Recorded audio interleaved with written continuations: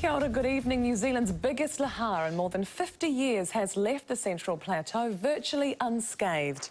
Just a day after torrents of mud streamed down Mount Ruapehu in spectacular fashion, scientists have been surveying the damage. They've also been up the mountain to examine what's left of the volcano's crater lake after yesterday's emergency. The lake sensors sounded the alarm just before 11 o'clock. Then its dam burst, and for 45 minutes the lahar gushed over Ruapehu's rim. It swept down the mountain towards the desert road and the Tongariro catchment, but the protective barriers held fast, diverting the mud down the Ruapehu River, through Tangawai and out to the Tasman Sea. The Department of Conservation experts say their emergency plan went like clockwork and that the country's never been better prepared for a natural hazard. Reporter Jacobina Plummer caught up with them on their first trip up the mountain since the dam burst. After waiting more than 7 years for Mount Ruapehu to deliver its worst, it came, and the scientists were up at first light to check out the condition of the crater lake after it ruptured. Even this morning's gale force conditions couldn't dampen the joy at what they found. At the crater, there's a big breach now in the dam. The dam's no more. It was the 7-metre-high ash dam created by Ruapehu's last eruption that caused all the uncertainty and instability. That scenario is all gone, and so we've got no risk now of another eruption putting more stuff on top and making it worse. Authorities are thrilled their Lahar plan and the stop banks performed to perfection. It all worked. Fantastic. I couldn't hardly believe how well it worked.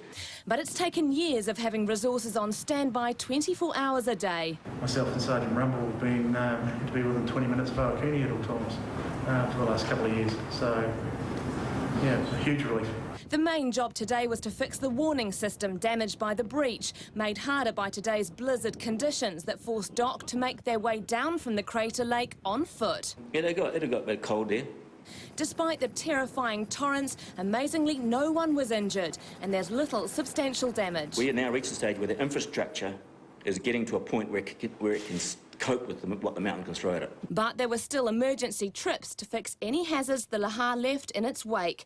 This tramping bridge now hangs by a thread, but 24 hours since the rapids hit, the water level's already dropped 10 metres. But the evidence of the Lahar's impact on Mother Nature is everywhere. This boulder the size of a car was dragged down by the sheer force of the water, as were many of these boulders around me, which created that horrendous thundering sound yesterday. We haven't, unfortunately, seen the biggest lahars that Ruapehu can produce. But scientists say the lake will now overflow gradually and safely until Ruapehu erupts again. Jacobina Plummer, One News.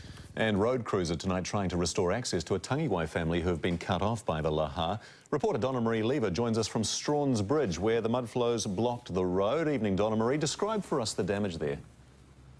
Well, look, this is one of the worst hit areas, and the best thing I can do is take you through to show you a wee bit of the extent of this. Now, you can probably see the road workers working behind me here. They're desperately trying to clear the bridge, the road, so the family can gain access to their property again. Throughout here, the lahar passed through at around 5 metres above my head. You can see the distinction there between the trees where it's taken out foliage. It's left all this sort of stuff in its wake. Now, to show you very clearly what I'm talking about, it's very gritty, it's very grainy, it smells like sulphur, and it's just created a huge mess.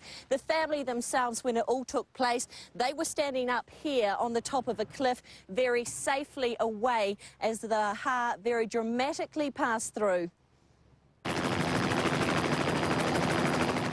With an army of logs and debris, these pictures show the intimidating force of the lahar, spewing rocks, boulders and thick silt, lashing out at the riverbanks. Look at that! Wow! Seeing such a volume of kind of slurry move that quickly looked very lethal. Tim Evans grabbed his camera and family to capture the spectacular sight on the edge of his farm. We could feel the rocks thundering past. We could feel them shaking the ground as they went past, and watched it boiling up, and just the sheer noise of it was pretty spectacular. Because we didn't really know what to expect, we were at a good safe point, but you just certainly didn't want to even go near it. The Lahar tore through this bridge, water levels rising some 5 metres above it. It's the access onto the bridge that's all been washed out, so yeah, we're stranded. Stranded until road workers can carve a path through the silt and rubble. Well, it came down in a really big wave all of a sudden with a lot of debris in front of it, and the river rose really quickly and it started to give the bridge a real hiding. We thought we were going to lose it at one stage there.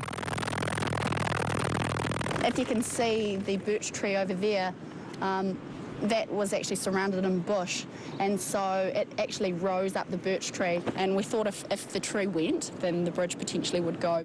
And it was close, the Lahar leaving in its wake twisted metal railing and thick volcanic silt.